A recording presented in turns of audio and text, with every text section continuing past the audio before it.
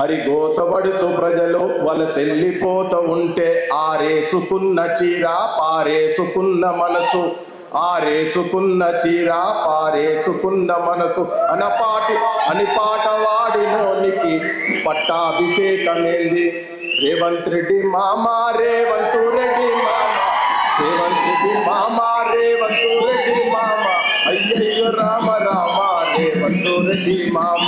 ఈ విగ్రహాలు పెట్టే నీ రామలేంది రామ, ఈ విగ్రహాలు పెట్టే నీ రామలేంది మామ.